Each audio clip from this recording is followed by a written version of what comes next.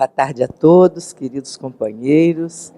É uma alegria realmente muito grande estar aqui hoje. Quero agradecer as palavras de carinho, com certeza, palavras de um amigo, nosso querido Coronel César Reis. Estou me sentindo em casa porque no meio de tantos amigos queridos. Se nós perguntarmos a qualquer pessoa que já tenha educado seus filhos e que hoje tenha filhos adultos, se era mais fácil educar filho antigamente do que hoje, eu não tenho dúvida de que a resposta, em função de tudo que se vê, é um sonoro não. Hoje, tudo que nós vemos com os nossos netos, com os filhos dos nossos amigos, com as crianças, com tudo que a gente lê, é que realmente está cada dia mais difícil educar essa geração que aí está. Mas isso nos torna desafiados, em primeiro lugar, porque se Deus confiou que nós estivéssemos aqui nessa hora, porque temos um papel a representar.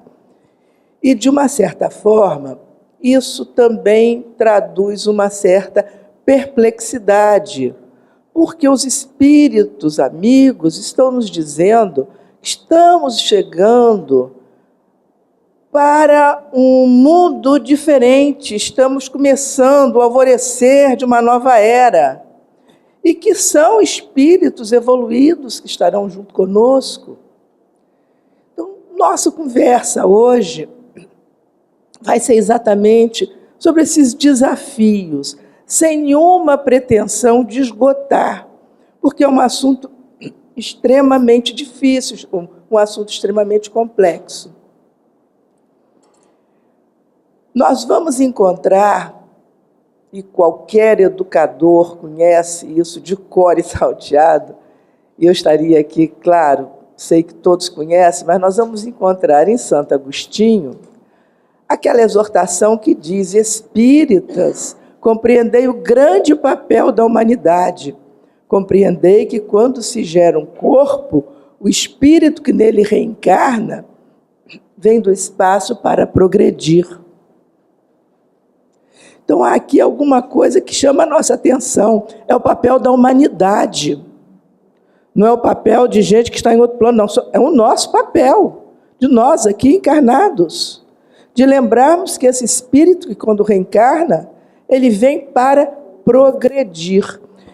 E eu diria que seria interessante que nós tirássemos a palavra espíritas, porque ele se dirige aos espíritas. Se está no Evangelho segundo o Espiritismo, no capítulo 14, poderíamos substituir pela palavra pais. Pais, compreendam que quando se gera um corpo, o espírito que nele vem para progredir. Por quê? Quando nós conversamos com os pais, e a nossa tarefa é uma tarefa educacional, vivemos no meio educacional, ainda hoje, nós percebemos que os pais têm uma boa vontade incrível, eles estão lutando para dar o melhor para os filhos. Então, aquele pai que acorda cedo, que vai trabalhar, que de noite faz faculdade, ou que já fez faculdade, que quer fazer uma pós-graduação. A mãe, que a mesma coisa, que trabalha, que quer estudar mais, e que está no seu trabalho tentando cada vez mais se aprimorar. Se nós perguntarmos por que é que você faz isso, ninguém ignora a resposta. É uma resposta linda. O que é que elas dizem? Eu estou fazendo tudo isso porque eu quero dar o melhor para os meus filhos. E aí a gente gostaria de perguntar: o que é o melhor para os filhos? Será que é realmente isso que nós fazemos? De colocarmos as nossas crianças como, muitas vezes, adultos em miniaturas, pessoas mimadas que querem tudo? Então, nós vamos refletir sobre isso e vamos começar lembrando que a família está mudando. Essa formação clássica, que até há pouco tempo imperava, diríamos nós assim, década de 50, por exemplo, nós aqui fomos criados, eu creio que a maioria na década de 50, né? Tiveram seus filhos na década de 50, por aí. Então, até, mais ou menos, até essa época, nós tínhamos muito definido essa formação familiar. Pai, mãe, os seus filhos. Hoje, pelos últimos dados do censo, já é minoria essa formação familiar. Longe de nós qualquer juízo de valor. É a dinâmica da vida se fazendo, é a dinâmica da sociedade se fazendo. Então, nós vamos encontrar os mais diferentes arranjos, os mais diferentes tipos de família. Nós vimos, por exemplo, as mães de ontem. Eu gosto muito desse slide, porque, inclusive, eu me lembro disso. Né? Vejam, a alegria da mãe está no tanque. Né? É o produto novo, é o sabão em pó, que também era novidade. Maravilha, você agora tem um sabão em pó que vai te permitir ter essa felicidade toda. Ela está ali sorrindo, feliz. Né? Substituiu lá a barra do sabão português pelo riço. Hoje, ela vai rapidamente jogando a roupa na máquina, porque o que ela quer mesmo é estar no mercado de trabalho. Isso não é novidade, nós sabemos que começa lá atrás, a Revolução Industrial, a ida da mulher para o mercado de trabalho, mas os seus reflexos vão se ver de uma forma muito clara a partir da segunda metade do século passado. Né? Aí sim é que a mulher vai em massa para o mercado de trabalho. E, claro, com consequências. Essas consequências que paulatinamente foram se acumulando em forma de problemas, hoje rompem com problemas muito graves e muito difíceis. Por quê? Queiramos ou não, os pais são realmente os responsáveis, diante de Deus, pela educação dos filhos. A doutrina espírita diz isso com toda clareza. Nós vamos encontrar em vários pontos da obra kardeciana essa afirmativa. É responsabilidade dos pais. E diz mais, se não for cumprida, eles terão que dar conta.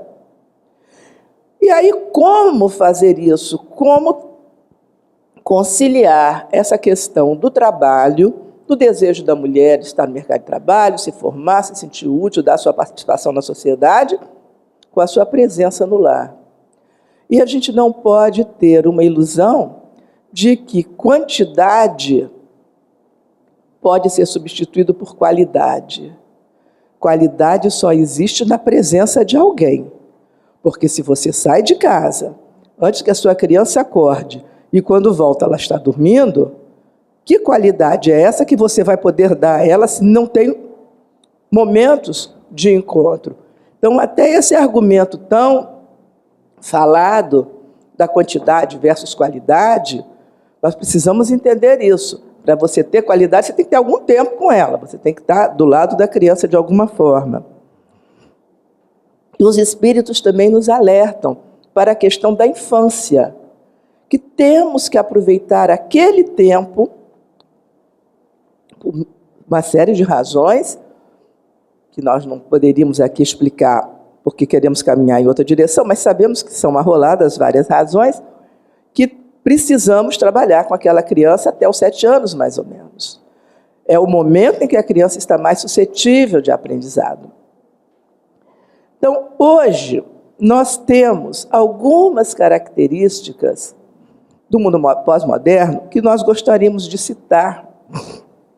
E vamos trabalhar a partir de um livro chamado, de uma forma até muito apropriada, A Arte de Reduzir Cabeças, de um sociólogo francês chamado Denis Robert Dufour.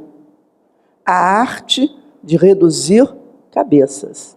E ele vai, através de um belo estudo, mostrar quais são as características do mundo moderno, para depois chegar numa análise de como é que nós estamos criando pessoas que estão cada vez mais incapazes de pensar, de decidir, de refletir.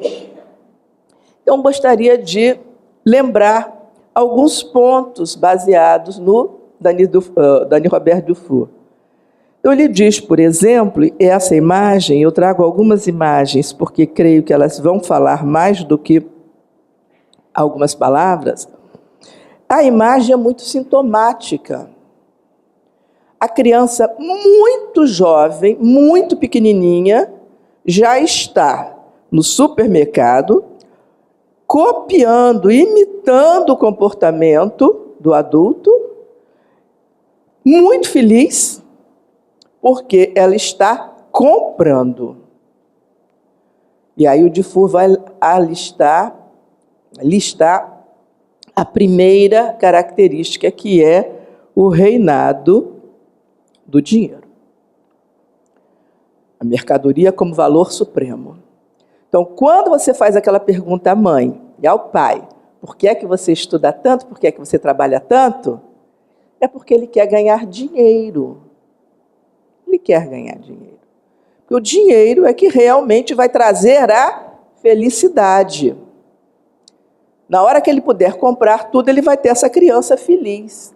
E o oposto disso, na cabeça dessas pessoas, na cabeça desses pais, que, diga-se de passagem, tem toda uma manipulação por trás, é toda uma ideologia por trás que sustenta isso, que faz a gente acreditar que para ser feliz tem que ter dinheiro. Você não consegue ser feliz na simplicidade. E aí a gente já vai começando a apontar os nossos movimentos contrários. O nosso movimento espírita, sobretudo, nós como educadores espíritas, temos que trabalhar o contrário disso. Mostrar que se pode ser feliz, sim, com muito pouca coisa. Tivemos outro dia a alegria de saber de uma psicanalista que, me encontrando, ela disse: se você escrever um artigo sobre o Natal, que eu fiz questão de copiar e entregar para cada paciente meu, espírito ou não.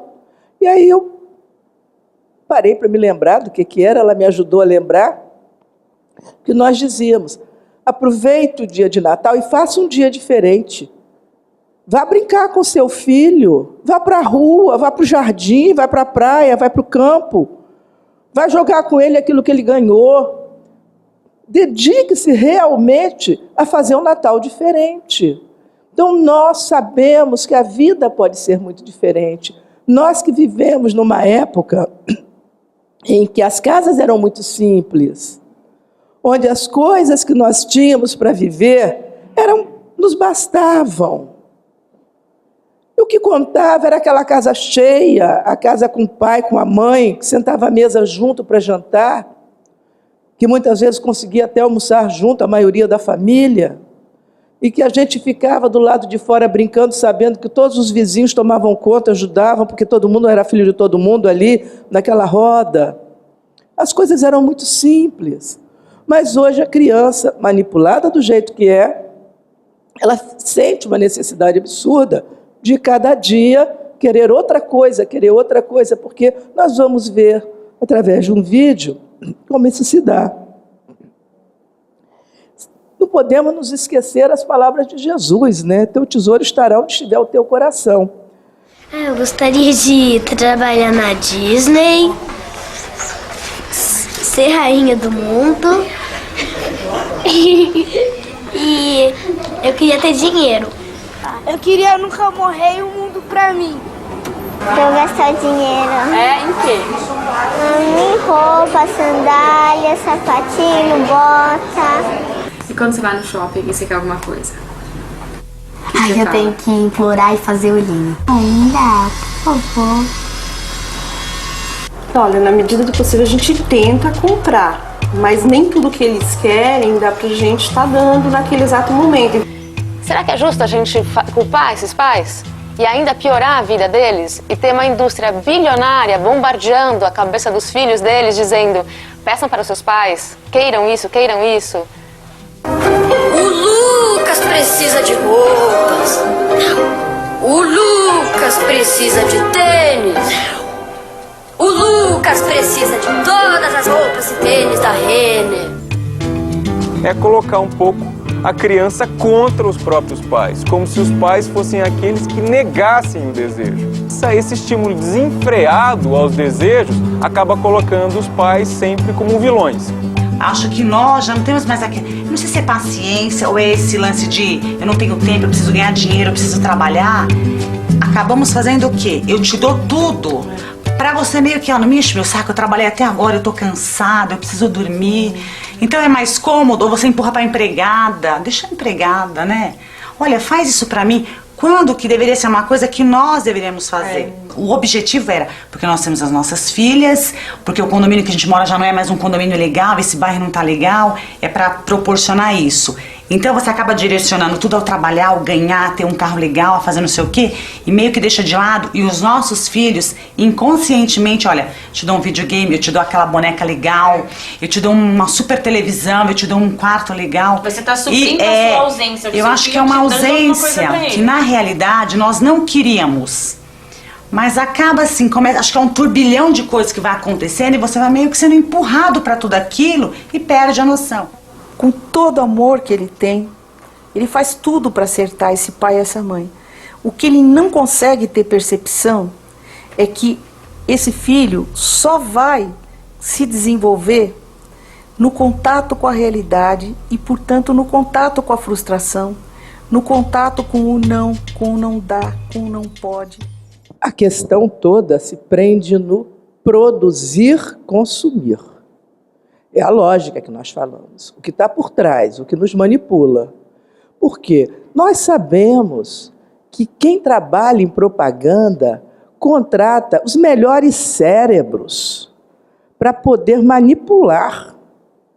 Então, como diz aquela educadora, é um crime você ficar cobrando do pai quando tem toda uma indústria por trás dizendo o seguinte: você tem que ter o sapatinho daquela apresentadora, você tem que ter o laptop daquela apresentadora, você tem que... tudo que se tem não serve mais, você tem que comprar o novo, agora saiu o novo, você tem que trocar, você tem que trocar. Então, aquela cena das crianças dizendo, né, compre, compre, é uma peça de propaganda. Aquilo é uma peça de propaganda. Então, é assim que as coisas funcionam. E como diz aquela mãe com muita propriedade, a gente está num turbilhão. Então, será que não era hora de parar? A doutrina nos recomenda tanto isso, meditar, parar, pensar, reunir a família, vamos fazer o nosso evangelho, e aí nós vamos perceber que esse turbilhão que nos arrasta, ele é absolutamente desnecessário. Por quê? Aquilo que vai fazer com que nós possamos caminhar espiritualmente não está nesse turbilhão, não está. Está naquelas coisas que nós fazemos do ponto de vista espiritual. Aquilo em que nós apostamos e ensinamos para as nossas crianças, para os nossos jovens. Sabemos que por trás tem realmente, e aí talvez seja até o caso da família poder se reunir e conversar sobre essas coisas, esse desejo desenfreado, e mostrando mesmo, repare só, no inverno passado eu comprei para você uma determinada roupa que tinha como enfeite taxinha chatinha.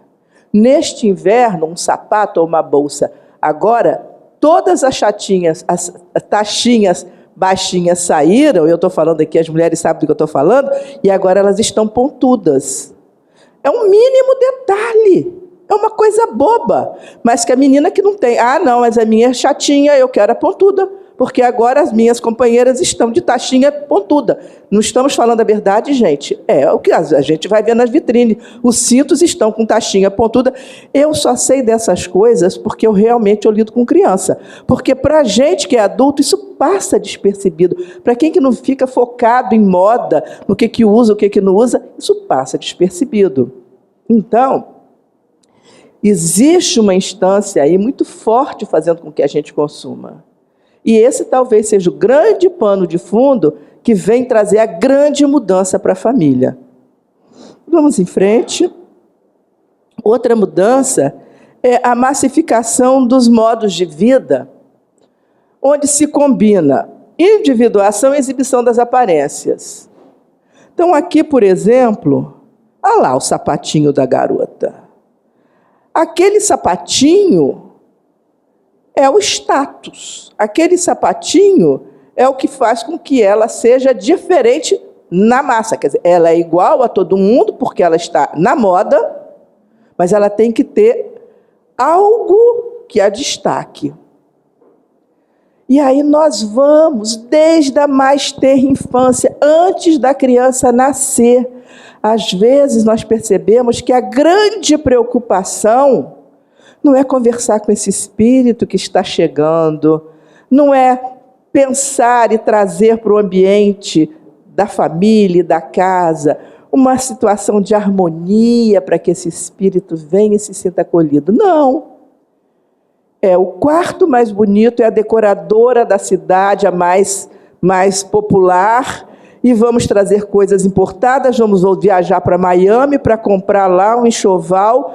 E tudo bem, é bonito ver uma mãe preocupada com o enxoval do seu filho, não estamos aqui desmerecendo, mas quando só esse lado é trabalhado, nós estamos percebendo que antes mesmo de nascer, esse espírito já está sendo trabalhado no lado negativo, já está se voltando para essas coisas que são absolutamente desnecessárias. E aí a gente lembra de Matilde, quando recomenda a Margarida, quando ela vai renascer, não me cubra, no livro Libertação, não me cubra de mimos, não me enfeite feito uma boneca.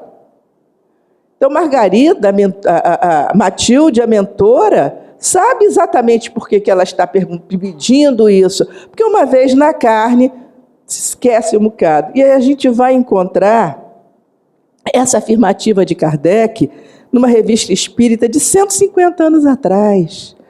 Parece que está falando hoje.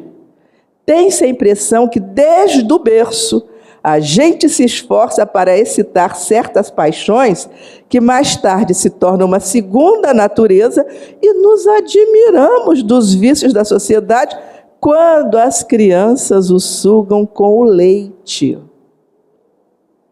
Parece coisa de hoje que Kardec está falando. Desde excitar paixões. Fazer com que a criança vire uma boneca, um bonequinho o tempo todo. Vejam, com todo respeito aí pelas paixões futebolísticas, mas quantos de nós já não viu a cena de a primeira roupinha do nenê ser exatamente a paixão do seu pai, ou da sua mãe, ou daquela família? E eles exibem no Facebook, eles exibem na rede, nas redes sociais, o seu filhinho já, aquele espírito que acabou de renascer, acabou de entrar na Terra, já com a paixão dos seus pais. E aí nós vemos, naquelas figurinhas ali que mostramos há pouco, todas elas, e isso daqui é imagem de rua, nós chamamos atenção para o fato de ser imagem de rua, não é desfile de moda. Realmente, essa criança não comprou essa roupa, foram os pais que compraram. Essa necessidade de mostrar, essa necessidade de exibição, essa necessidade de se mostrar pela aparência. E às vezes é uma criança que faz birra, é uma criança que não come, é uma criança que não respeita, mas não importa, nós estamos enfeitando lá de fora. Isso é muito sério. Porque a gente só renasce para progredir. É uma chance maravilhosa que nós temos de caminhar espiritualmente e precisamos que os nossos pais façam isso por nós. Outro aspecto que o nosso sociólogo mostra é a sucessiva transformação da cultura. Então, hoje nós vemos, por exemplo, aquelas crianças que no passado se reuniam para brincar de roda, de pique, pular corda, ou os meninos jogar bolinha, bola de gude, empinar o papagaio. Hoje eles estão reunidos sim, mas cada um no seu mundinho, cada um com o seu tablet, com o seu smartphone, com o seu computador, e eles estão ali vivenciando. Não, como eu costumo dizer, volto a dizer, não é uma crítica, é a realidade, e é uma realidade que nos parece sem volta. Por quê? Toda uma indústria milionária, bilionária por trás disso, fazendo com que a gente adquira. Então, nós somos o tempo todo bombardeados com essas coisas. E aí uma criança que não tenha nenhum desses aparelhos, uma criança que não tenha para onde ir, e nós vamos ver aqui que não são só as crianças que não têm, ele pode ir para a lan house. E a gente vê o seguinte, em qualquer extrato social, hoje nós vamos vendo esse forte apelo da criança que, se deixar, passa horas e horas e horas e horas, e os pais estão na rua, os pais estão trabalhando, os pais não sabem do que está acontecendo. E essa é a nossa realidade. É com isso que a gente tem que trabalhar. E que chega até a família. É uma família feliz por conta de todos os aparelhos que ela tem. E a gente diz que a foto já deve estar defasada, porque ela já deve ter trocado aquilo tudo ali, olha. A foto está antiga, já trocou. Por quê? A indústria que tem por trás vai fazendo isso. Então, o nosso apelo, né, o apelo que nós fazemos aos educadores, nós como espíritas, aos pais, é que entendam, em primeiro lugar, o que está acontecendo. Você tem que entender. A gente, até para analisar, precisa entender, precisa compreender. Então, você percebeu isso? Não adianta ficar mais lembrando, mas no meu tempo eu brincava de roda. Não, a realidade hoje é essa. E com essa realidade, o que a gente pode fazer? Como que você trabalha? Nós ouvimos no início que aqui vai ser dado um curso de como trabalhar as redes sociais para o bem. Porque, claro, gente, isso é o progresso. Deus permite que a gente esteja aqui hoje falando para quantos e quantos companheiros, e que esse material vai ficar guardado, e outro que queira ouvir vai pegar, vai ver. Isso é maravilhoso. Então, nós precisamos não demonizar nada disso. Entender como uma situação que é o progresso. Agora, se é essa situação, como trabalhar? Como viver? Como tornar isso uma coisa saudável para a educação? Porque se nós estamos aqui agora, nós voltamos a dizer, como os adultos responsáveis pela educação das crianças que estão chegando, e as outras gerações não passaram por esse desafio tão grande, tão forte, porque mais ou menos uma geração repetiu o que a outra fazia, por algum motivo existe. Deus confiou em nós. Nós é que aqui estamos agora, como os adultos que estamos no meio desse caminho aí. E, felizmente, a maioria, entendendo essa tecnologia, se adaptando a ela, usando a seu favor, porque é o progresso da humanidade. Então, essa é uma característica, e também a mudança na família como instituição. E aqui a gente vê, por exemplo, nessa família, possivelmente é o que se chama de família mosaico, ou uma família recomposta. Deve ter crianças de mais de um pai, possivelmente. Nós temos famílias hoje, no Brasil, segundo o último censo, o censo de 2010, quase 40% dos lares brasileiros, 37,5%, é chefiado por mulheres. E sabemos da importância da figura paterna. Mas é a nossa realidade, é com isso que a gente está lidando. Então, aquela educadora, aquele educador tem que saber isso. Que, olha, quase 40% não tem figura paterna. É a mulher sozinha. Muitas vezes ela é a mãe com a avó. É essa a nossa realidade. Nós temos famílias em que são as chamadas monoparentais. Às vezes é só o pai, coisa inconcebível.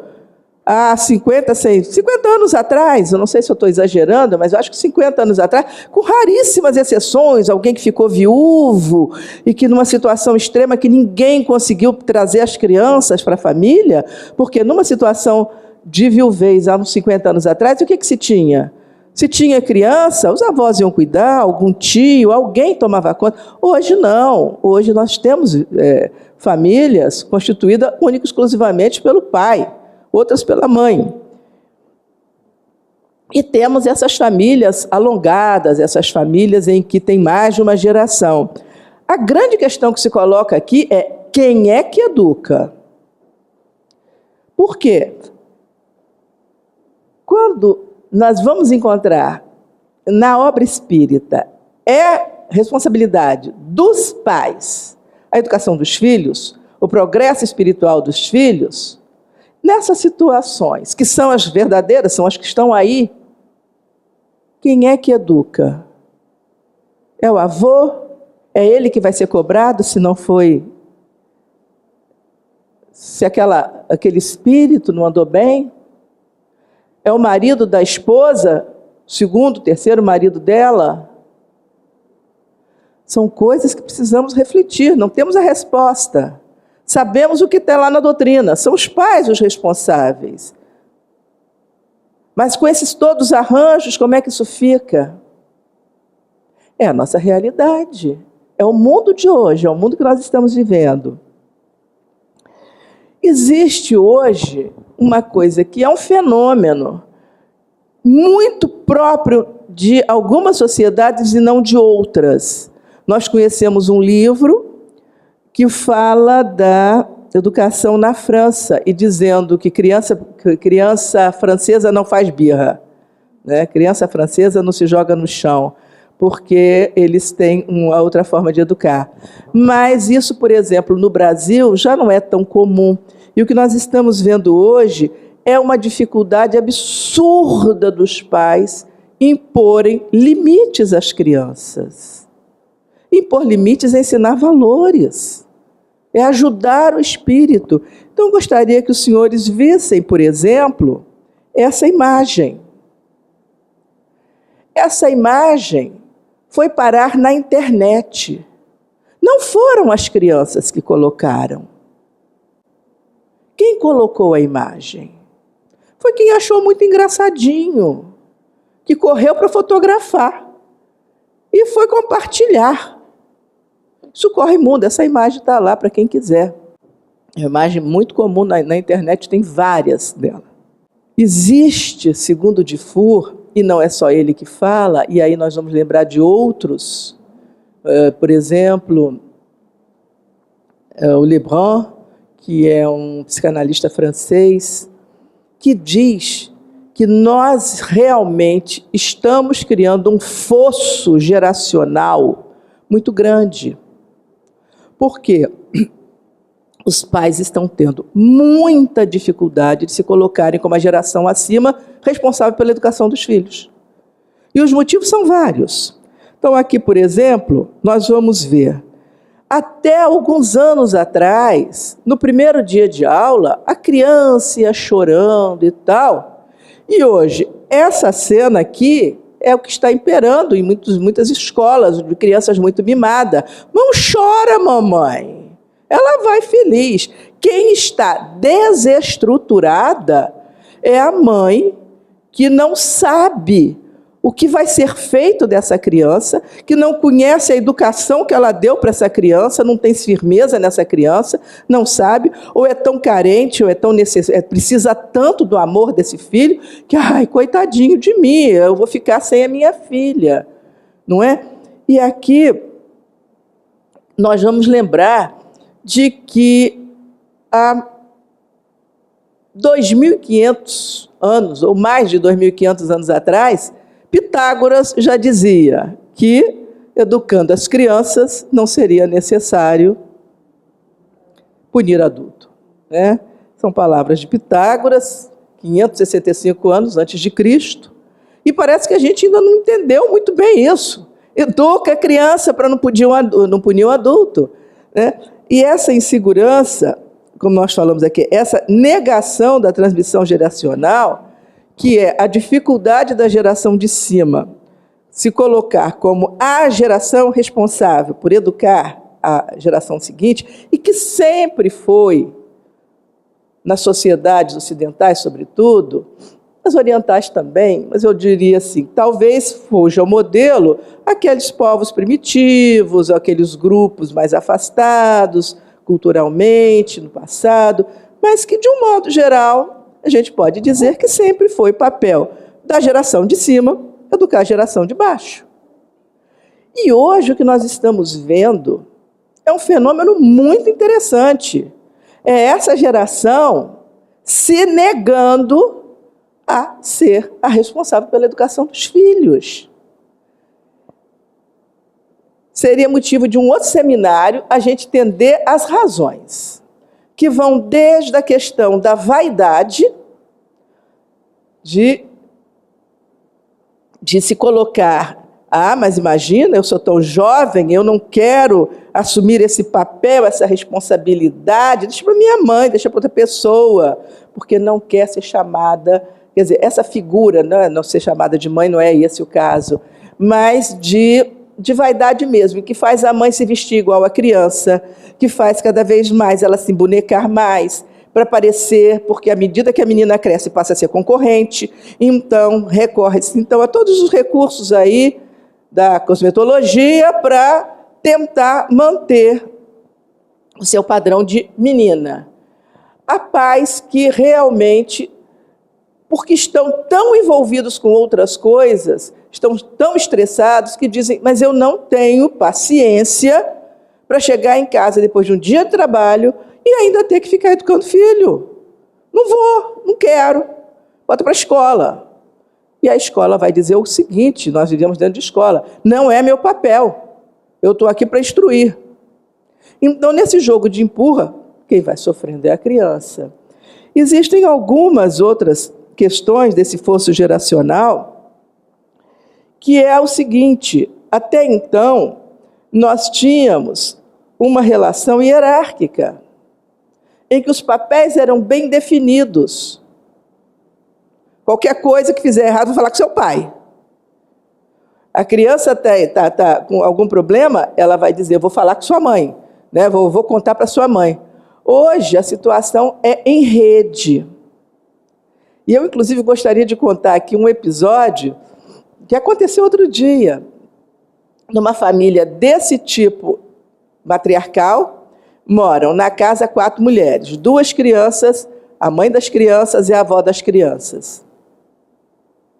Um dia, a avó viajou, trouxe um saco de caramelos e ofereceu um para cada criança, e a criança, pequenininha de 4 anos, foi para o lado do computador, que ela já brinca no computador, foi brincar, deixou o saquinho lá, e quando voltou, encontrou que a avó ficou sentada e ela viu que havia uma bala, um papel de bala do lado. Ela disse, vovó, você comeu? Eu disse, minha filha, foi só uma balinha.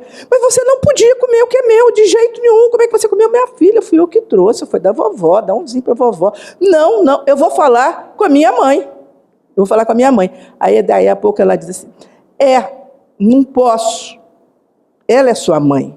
Já sei, eu vou chamar a polícia. Então, estamos neste nível. Né? A bichinha de 4 anos vai chamar a polícia, porque se trata de um roubo. Na cabeça dela, a coisa é grave. Então, gente, são dificuldades. Essa questão de definir quem educa, numa situação dessa, é gravíssima. Porque na hora que a avó quer chamar a atenção, a mãe passa a mão na cabeça. Na hora que a mãe quer chamar a atenção, a avó passa a mão na cabeça. E aí a criança vai descobrindo todos os meandros que ela vai poder passar sem ter que dar conta de coisa alguma. Então, aqui, por exemplo, muitas vezes a gente se choca com essa imagem. Uma mãe brigando feio com uma criança. O ideal é que isso nunca acontecesse, que houvesse sempre paz dentro de casa, que houvesse sempre diálogo. Realmente. Agora, eu chamo a atenção para a fisionomia do garoto. Isso é uma situação de enfrentamento. E se você amanhã tem que dar conta desse espírito, você talvez tenha que enfrentar agora para que isso depois não aconteça. Porque esse só chegou a essa situação porque faltou lá na frente. Então precisamos ter coragem de lembrar sempre disso. A missão dos pais é trabalhar o espírito dos filhos, fazer desenvolver. Serão cobrados se isso não acontecer. Serão cobrados. Então é estressante? É difícil? É cansativo? Quem educa sabe, tem que falar quantas vezes? 2, 3, 4, é infinito. Por quê? A criança é guiada pelo princípio do prazer. Nós sabemos disso, Freud colocou isso muito bem. A criança ela trabalha o princípio do prazer. Dependendo dela, ela quer só brincadeira, ela só quer aquilo que agrada. Mas tem que ter a figura do pai, a figura da mãe, para dizer o não. Como diz aquela psicanalista lá no início do vídeo, precisamos trazer a realidade. Precisamos dizer não. Precisamos colocar aquilo que pode, aquilo que não pode. Que bom se a gente puder dizer sim. Eu sempre costumo dizer, diga sim sempre que possível, mas diga não sempre que necessário. Porque é bom você fazer o sim, você trazer o sim, você viver momentos muito felizes na infância, é maravilhoso. Agora, vamos ver o que mais que está sendo aprendido junto com esse sim, porque naquilo tudo que a gente ensina, sempre tem nas entrelinhas alguma outra coisa que está sendo aprendido. Então, naquele momento que você diz assim, mas o que tem? Você disse que não vai sair, não vai brincar enquanto não fizer o dever. Mas as coleguinhas estão todas ali. É só um dia. O que tem? O que tem que ela foi brincar? Só que nesse momento que ela foi brincar, ela aprendeu o seguinte: regra não é para valer. Basta que eu tenha aqui uma conversa que a regra não é para valer. E isso ela vai levar para o mundo. A lei aí não é para valer, é a lei seca, isso não é para valer, essa regra aí de cigano não avançar sinal, isso não é para valer. Porque lá atrás, nas suas primeiras experiências, ela vivenciou isso. Então, a insegurança paterna é um grande obstáculo, é outro fator que nós vamos encontrar que impede essa geração de assumir.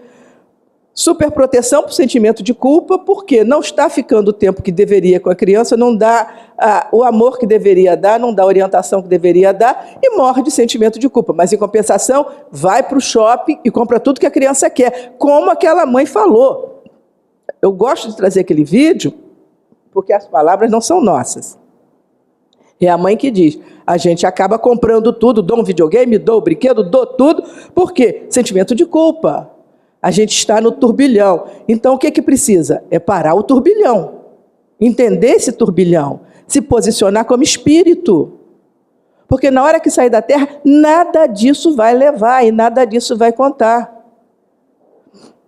Outro fator é o desejo de contrapor-se à educação recebida. E isso é muito conhecido também. Aquela filha que diz para a mãe, Deus me livre de seguir o seu modelo. Não segue, e quando os filhos estão adultos, que vão fazer, segundo aquilo que Kardec diz, né? Não se surpreender, ela aí vai se arrepender. Mas aí já é tarde. É muito comum o arrependimento. Meu Deus, por que eu fui por outro caminho? Por que eu não fiz aquilo que minha mãe fazia? E aí vai tentar, mas aí já é muito tarde. E outra coisa é a dificuldade de lidar com situações do mundo moderno. Essa é uma limitação que nós estamos vendo e, graças a Deus, penso eu, que cada dia está sendo superada, mas são as dificuldades que as famílias têm de lidar com essa situação. A criança tem grande facilidade no manuseio dos aparelhos. E aí ela faz a seguinte cena. Chega com o aparelho e diz, ai, pelo amor de Deus, arruma isso aqui para mim, que eu não sei nem olhar. Ela não sabe o que ela está dizendo. O que ela está dizendo é o seguinte, estou abdicando do meu papel, da geração acima da sua, para fazer aquilo que eu deveria fazer. Não vai ler o manual, não vai ver, não vai estudar. Agora há pouco, eu e a equipe lá de trás aprendemos uma coisa com o Coronel César Reis, aqui no nosso computador. Queríamos fechar a tela, ele vem e diz, olha, aperta aqui. Por quê? Porque ele não é esse adulto que diz, vem cá, Ângelo, vem cá, meu filho, resolve isso aqui para mim. Não, ele não disse isso. Tem uma tecnologia nova? Alguém vem aqui e me ensina? Eu vou aprender. Ou aprendo sozinho. Possivelmente você aprendeu sozinho, né? A gente aprende. A gente vai lá. A gente não vai se colocar nessa posição de que o meu filho sabe tudo. E o que é pior, as pessoas que sabem que as crianças sabem muito dessa tecnologia, esquecem que são espíritos que possivelmente já viveram, estão reencarnando, já viveram essa tecnologia, ou no plano espiritual, ou aqui na Terra mesmo, se reencarnarem um pouco espaço de tempo, eles já vivenciaram isso, e aí diz, são espíritos evoluídos, porque sabe mexer lá no smartphone, sabe baixar um aplicativo que eu não sei. E o que tem de pior nisso é a leitura que a criança faz. Se não sabe isso, não sabe nada. E quem é você para me mandar? É sério. É sério. Por quê? Se essa figura se coloca tão de joelhos diante da criança que conhece uma tecnologia, ele perde por completo o seu papel de autoridade junto a essa criança. E, na verdade, ele só não sabe isso, ele tem todo o direito de não saber. É importante que a gente diga isso. Ele tem todo o direito de não saber, não quero aprender. Já aprendi muita coisa na vida, já criei meus filhos, tem uma secretária que faz isso para mim, enfim, não quero aprender.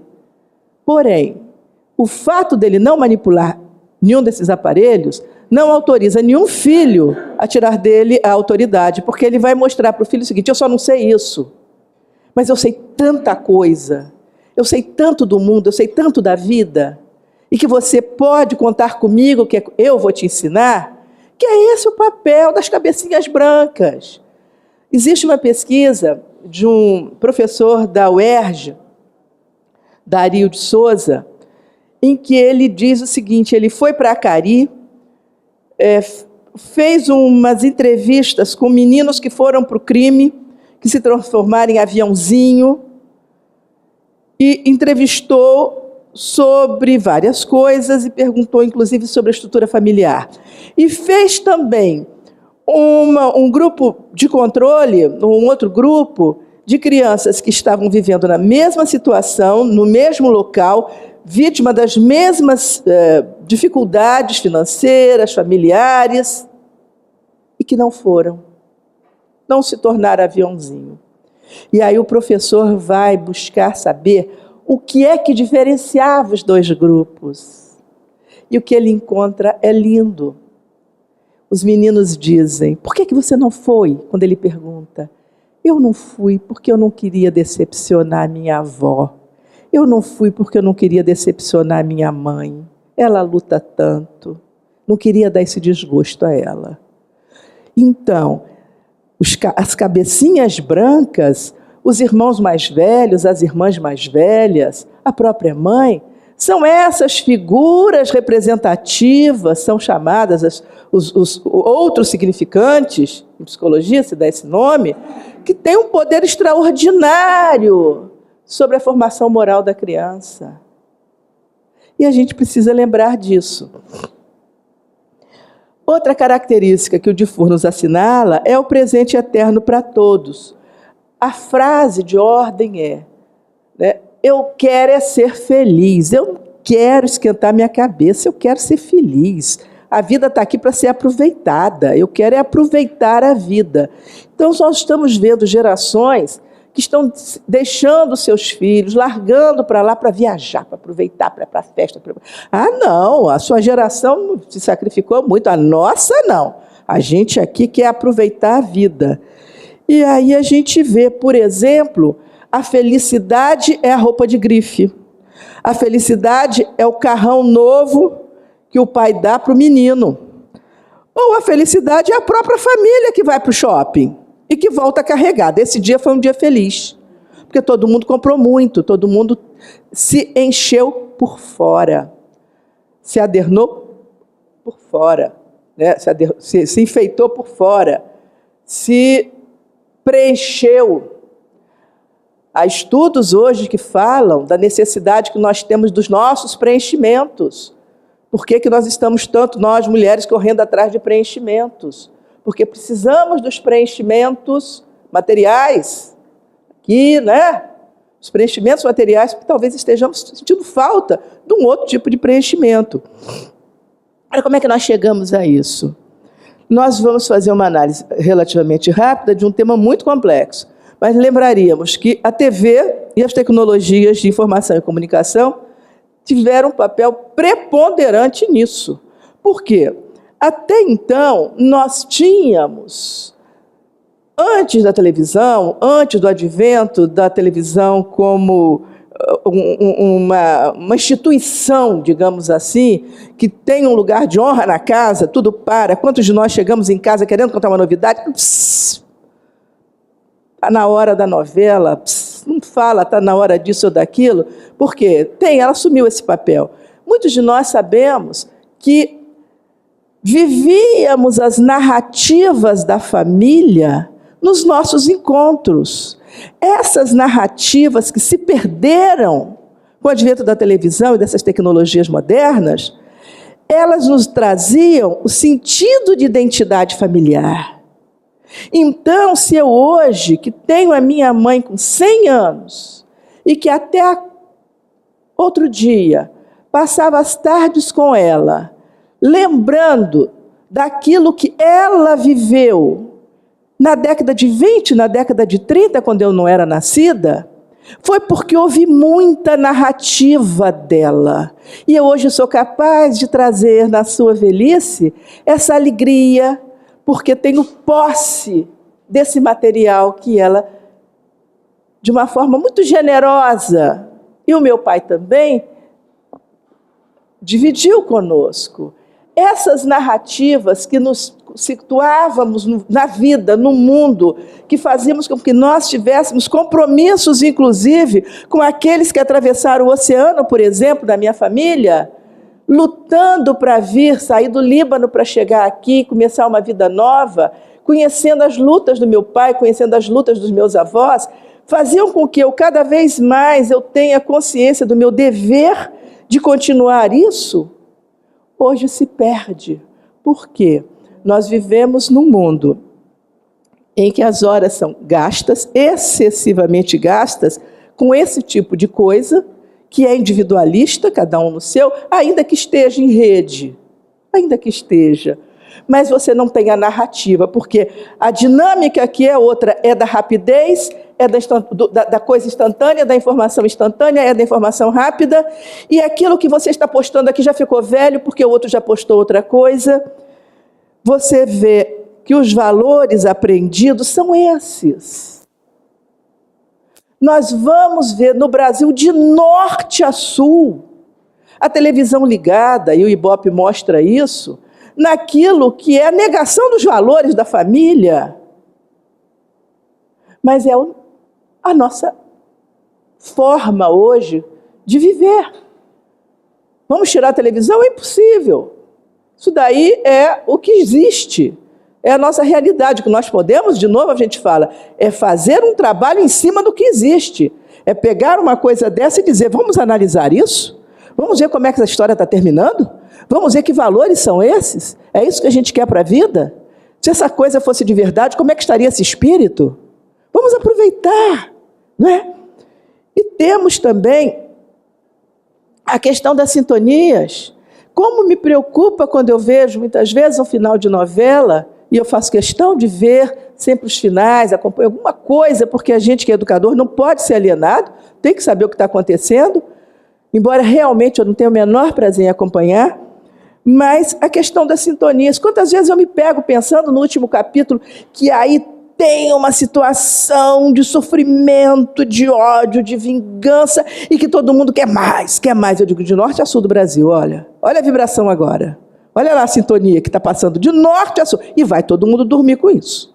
Então, gente, pensemos nisso. Nessa energia que está aí, porque nós também não sabemos dizer não para isso.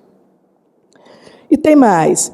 O fato do predomínio da imagem em detrimento do texto, a rapidez e o descarte das informações, a superficialidade que existe, está levando a essa consequência. Dificuldade de concentração, dificuldade de reflexão e de análise crítica. Se tudo é tão rápido, se tudo, quando você quer ler, já passou, já tem outra coisa, porque é a imagem, é o poder da imagem, é a mídia que traz a imagem.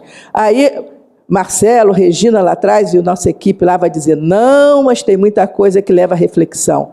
A grande maioria não está nem aí para a coisa que leva à reflexão. Nós não somos ignorantes a ponto de dizer, não existe. Existe. Existem os fóruns de debate, mas o que a garotada vê, o que a garotada está fazendo, experimentem perguntar. Com que é que se vara à noite, olhando lá na internet? Perguntem, e a resposta vai ser, vendo a vida do outro mesmo, o que um está fazendo, o que está fazendo, cada um querendo mostrar um lado mais bonito, mais positivo de si mesmo. Enfim, essa dificuldade de concentração, de reflexão e análise crítica já está preocupando colegas do Dr. Jorge Andréa. Então, nós temos, por exemplo, o Antônio Damasio, que é um dos grandes neurocientistas da atualidade, foi pedido a ele um estudo sobre essa questão das redes sociais, essa questão do Twitter, e ele diz, eu não sei que tipo de cérebro está sendo gerado para essa geração que está tendo que fazer tudo de forma tão rápida, que vai ter uma mudança. Não sei dizer, mas uma coisa é certa, está se comprometendo a reflexão. Porque se você não para, você não tem o hábito de refletir, realmente fica difícil, se você tem todos esses instrumentos na sua mão. E aqui eu gostaria de lembrar outra coisa. Quando você tem essa dificuldade, e nós que trabalhamos na evangelização, nós vemos com clareza. Por quê? Por exemplo, os ensinamentos espíritas, os ensinamentos de Jesus. Peguemos as parábolas de Jesus. Tentem, não sei se alguém tem essa experiência, que eu estou vendo aqui, que tem uns companheiros que têm sim experiência, mas aqueles que têm experiência sabem do que nós estamos falando. Tentar explicar. Os trabalhadores da última hora. O filho pródigo. Para esse grupo que está familiarizado apenas com tudo, sabe pouco de muita coisa, que é tudo superficial, que não para refletir, a leitura também é superficial. E aí, mas é uma injustiça. Como é que vai pagar aquele que chegou depois? E não há evangelizador, é um desafio para o evangelizador ter que dar conta disso. Filho pródigo, então, eles dizem assim, tudo bem, até se convence, mas precisava da festa, né? No fundo, ele não está satisfeito com aquilo, porque ele não está acostumado a raciocinar. Então, nós não podemos esquecer isso, né? O papel dos pais. Diz lá Kardec, o Livro dos Espíritos, questão 491, que é como os anjos da guarda. Quando ele define anjo da guarda, ele diz, é o papel dos pais. Olha que bonito que é isso. É ser anjo da guarda mesmo, desse filho que veio para suas mãos, porque Deus te confiou e que você vai ter que dar conta dele. Então, seja esse anjo da guarda, orientando, levando pela estrada do bem, protegendo, auxiliando com conselho, consolando. Esse é o papel. E nós, né, vamos lembrar que Santo Agostinho nos fala a respeito disso.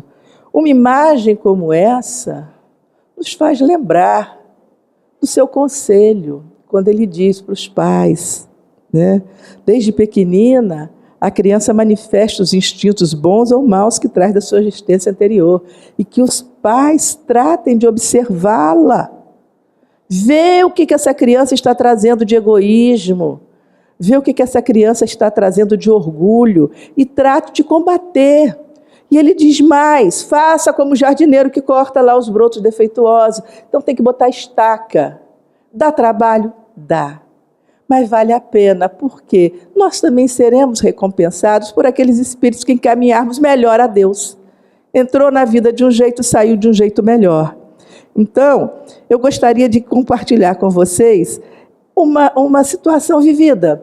É uma amiga minha que mora na Espanha e que tem essa criança. Isso apenas para mostrar que vale a pena educar, que vale a pena ser duro.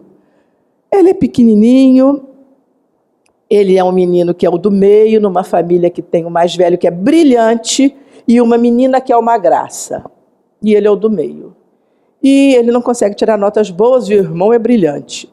E ele quer um determinado brinquedo e a mãe diz para ele, você só vai ganhar o brinquedo se você tirar um 10. Uns 2 ou 3 dias depois, na caderneta escolar, vem um bilhetinho para a mãe. E é esse o bilhetinho. Dani ha tenido um 10. E a mãe, claro, escrito com a letrinha dele. Né? Todos perceberam que a letrinha é dele. Ele, então, tentou enganar a mãe, pronto. Se o problema é falta de 10, não tem problema. E a mãe foi muito dura com ele. E aí, não só ele não ganhou aquilo que estava prometido, como ainda ganhou mais um adendo aí no seu castigo, mostrando que você fez muito errado, meu filho. Isso aqui você que pegou a cadernetinha, você que foi lá, escreveu com sua mãozinha. E ele ficou muito triste, muito magoado, foi para o castigo e tal, cumpriu tudo que tinha que cumprir. E 2 meses depois, ele chega para a mãe com este bilhetinho. Para a mãe. Essa figura é a mãe, e ele diz, Mama, eres la mejor mama que he tenido. Mostrando para a gente que o amor é absolutamente intocado quando os pais educam. Não tem que ter medo de deixar que a criança vai deixar de amar. A mãe foi dura, aconteceu tudo aquilo, e ele não só traz o bilhetinho, como de quebra ainda deixa aqui entrever a gente, que já viveu, né, com outras mães, porque esse espíritozinho coloca, em vez de dizer, você é a minha melhor mãe, você é a melhor mãe do mundo, ou qualquer coisa do tipo, você é a melhor mãe que eu já tive. Então, que esse exemplo sirva para os pais, para as mães que estão preocupados de perder o amor de filho, para mostrar o seguinte, não perde não. Se você está exercendo seu poder legítimo de representante de Deus na educação do seu filho, vá confiante, porque o papel dos pais e dos educadores é emprestar o cérebro aos filhos enquanto o juízo não chega. Literalmente isso. Né? E nisso eles estão amparados, porque diz, por exemplo, Santo Agostinho, que diz, né, faça isso, põe todo o seu esforço nesse compromisso, porque a recompensa vale a pena. Somos todos responsáveis pelos espíritos que Deus nos confiou. E disso nós não podemos ter dúvida. Somos todos responsáveis pelos espíritos que Deus nos confiou. Muito obrigada, muita paz a todos. Obrigada. Lúcia, a sua exposição foi com muita clareza, mas a título de curiosidade, você pode trazer para nós alguma informação sobre a metodologia da França, que você disse que é difícil e a gente aqui está usando? Olha, isso existe num livro chamado Crianças Francesas Não Fazem Manha. Tem no Brasil, a autora se chama Pamela Druckerman. Ela é uma jornalista americana e que foi viver na França. E que descobriu o seguinte, aquilo tudo que é drama, papai e mãe francês, americano, criança que faz birra, criança que faz manha, ela não viu. Quando teve seus filhos, teve 3 filhos, e ela descreve isso no livro. E, mais ou menos, a base é o que se chama de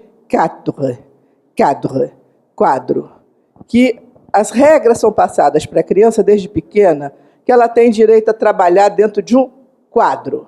Seja isso um espaço físico, as regras são colocadas para ela, as regras. E todas as vezes que a criança infringe a regra, existe uma reação. Não existe aquilo que a gente chama em psicologia chicote com açúcar. O que é o chicote com açúcar? É você estabelecer regras, as crianças infringem a regra, ou as regras, e dependendo do seu humor, vai ter punição ou não. E isso é o que tem de pior, porque às vezes, se você está realmente num dia que você está tranquilo, diz não, não é não, não é não, não vai fazer, não, está na regra e tal. Mas está um outro dia que você já está irritado, está não sei o quê, você pode, ou então está muito feliz também, não quer se aborrecer de jeito nenhum. A mesma situação que criou aquele problema anterior, a criança vai te testar, e aí você diz, então tá bom. Da outra vez, a criança faz imaginando, pronto, hoje mamãe vai deixar. Aí você está naquele dia que não deixa. É o próprio chicote com açúcar. E isso é muito ruim, porque você não cria parâmetros para a criança. Ela nunca sabe. E como nós voltamos a dizer, ela é levada pelo princípio do prazer, ela sempre vai apostar que hoje é o dia que a mamãe vai deixar. E isso são padrões de comportamento que nós levamos para a vida. Aquela pessoa que avança sinal imaginando, hoje não vai ter guarda ali, ou então o radar hoje não me pega, porque um dia desliga, outro não desliga. Mais ou menos isso. Já passei aqui, não aconteceu nada. Então a gente sempre cria esse tipo de padrão, em vez de ter um autocontrole. E essa autora, ela escreve de um jeito muito engraçado, é um livro assim, muito fácil de ler, e ela explica mais ou menos isso, que os pais franceses, que eu acredito que não sejam só os franceses, não.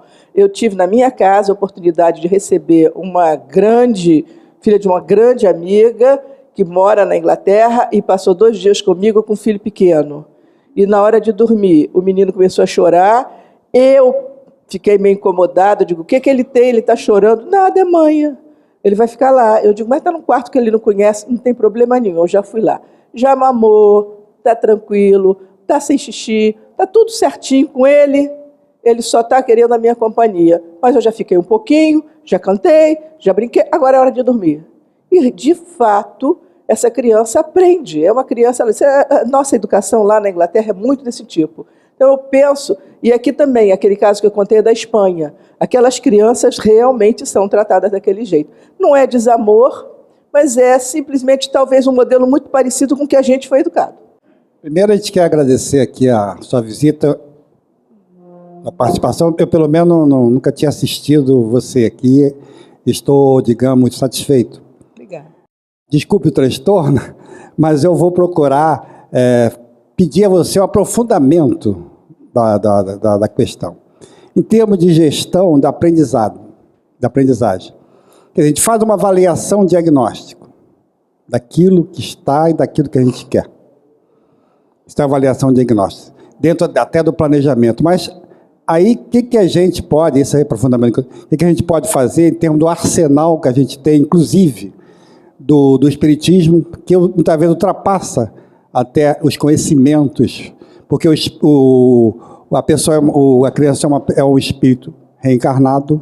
O que a gente pode fazer em termos desse como proceder, em termos dessa gestão, dessa gestão do aprendizado, em termos de como induzindo a um currículo, induzindo como fator indutor a se fazer, inclusive, um currículo. Nós estamos falando de aprendizagem formal, estamos falando de aprendizagem informal, Fábio, aprendizagem da criança na família, porque eu gostaria de responder em torno de valores, que de verdade o processo é o mesmo. Ensinar valores, ao contrário do que muita gente pensa, trabalha os mesmos processos neurológicos que ensinar qualquer outro tipo de aprendizagem de conteúdo cognitivo. Por quê? São conexões que a criança vai fazendo desde o início da sua vida e que vão se armazenando no início em forma de pequenos esquemas, depois ela coordena aqueles esquemas mentais e vai usar isso como um arsenal da vida dela. Então, quando você fala, você dá ordem, você está trabalhando a linguagem, está entrando pelo ouvido, você está falando. Mas quando você faz alguma coisa, o seu exemplo está sendo de uma... É a mesma coisa, ele está captando todo aquele conteúdo e colocando lá na sua mente. Então, o que a gente diz é o seguinte, como são as bases do processo de aprendizagem, né? Isso aí é matéria de uma disciplina que, por exemplo, eu dava um semestre inteiro na faculdade. Mas tentando ser assim, o mais resumido possível, você tem que motivar, né? Primeira coisa, hoje o conceito de motivação é muito diferente do conceito de motivação que a gente ensinava na faculdade. Hoje, motivar, se sabe, que é despertar prazer antecipado. Por quê? Existem áreas do cérebro que registram lá quais foram as experiências que deram prazer e que quando você traz de volta, você está em casa, está lembrando, amanhã é dia do Jogo do Brasil, vou para a rua com os meus amigos, vai ser muito bom. Ele já viveu isso, ele traz isso com toda uma carga afetiva e já vai se preparar para a situação de uma forma muito motivadora. Já teve o prazer antecipado. A gente diz assim, é despertar o interesse.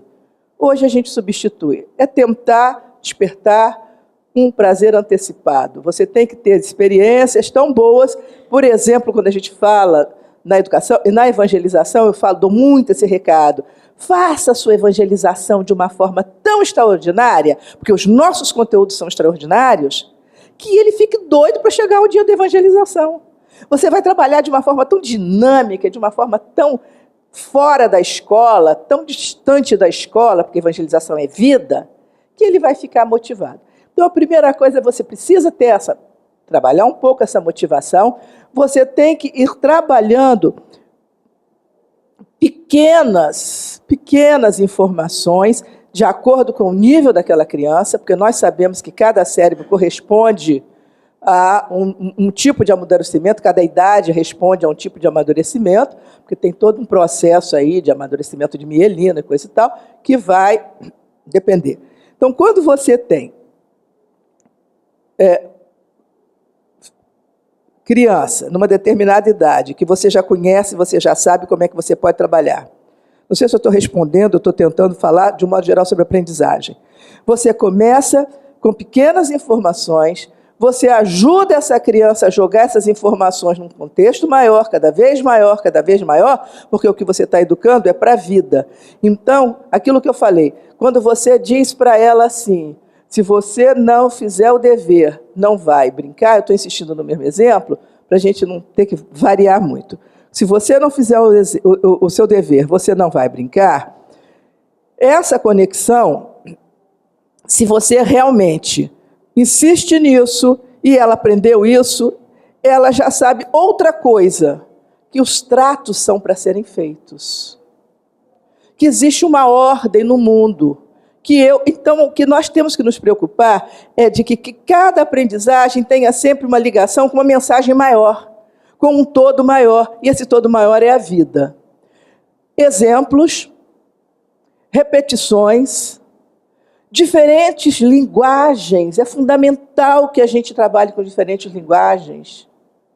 Então, quando você, como pai, conta uma história, quando você, como pai, como mãe, assiste um filme, e vamos tirar a lição daquele filme, o filme é magnífico, um filme extraordinário, traz uma bela lição de vida. Quando você vê um vídeo, quando você vê um PowerPoint, você está lá na internet, quando você vê hoje, por exemplo, no dia de hoje, que você abre lá nas redes sociais toda uma manifestação da população brasileira em relação a esses movimentos que estão acontecendo, eu estou usando diferentes linguagens para chegar naquilo que eu quero. Então, eu não posso perder o foco, eu tenho que saber. E quem educa sabe como é que é. É muito mais fácil do que falar. Eu estou falando, parece que é uma coisa complexa, mas, por exemplo, no intervalo nós tivemos a oportunidade de trocar 2 ou 3 palavrinhas com o Dr. Jorge André, que me contou o quê? Fui pai de 5 filhos, de 9 filhos, e hoje eles estão todos formados, sem problema. Por quê? A prática é essa. Em cada situação de vida, você tem a norma, o que eu quero te ensinar? Eu quero te ensinar a ser bom, eu quero te ensinar a ser honesto, eu quero te ensinar a ser capaz, eu quero te ensinar a determinação, a correr atrás do que você quer. Eu quero evitar que você seja uma pessoa promíscua, eu quero evitar... Aí eu relaciono tudo aquilo em todas as situações de vida. Então, trazer o conhecimento, falar mesmo, trazer informação, usar diferentes meios de informação, diferentes linguagens, aproveitar todas as oportunidades. Você precisa repetir. Essas são em base, assim, e generalizar, sempre que possível, generalizar para a vida.